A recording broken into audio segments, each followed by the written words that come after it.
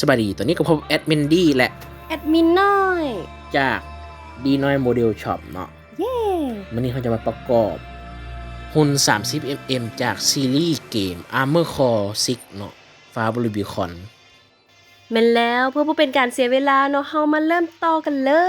ย ขั้นตอนทำอีทเฮาเฮ็ดหยังก่อนก็เดีย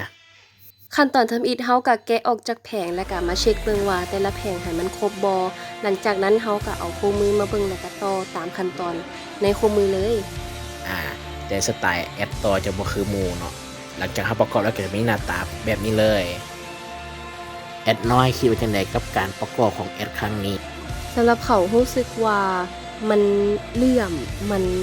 ดูดีขึ้น และมันเพิ่มความแบบดูดันเฮ็ดให้หุ่นมันคือเกี่ยมซีพร้อมไปออกสนามรบอยู่ตลอดเวลา แม่นเพิ่นบอกสีมันบ่ได้ดุดันคือหุ่นของแท้วะ มันก็ดูดันนั่นแหละ แต่ว่า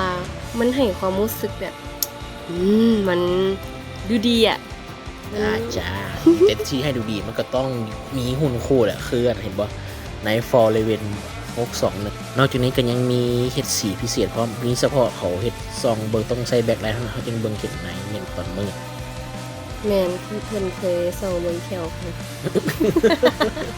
ะ กับแม่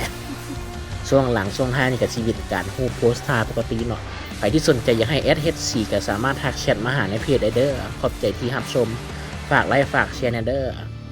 อย่าลืมเด้อฝากติดตามกันเด้อสำหรับไผที่ว่าอยากเฮ็ดสีเนาะติดต่อมาหาเฮาได้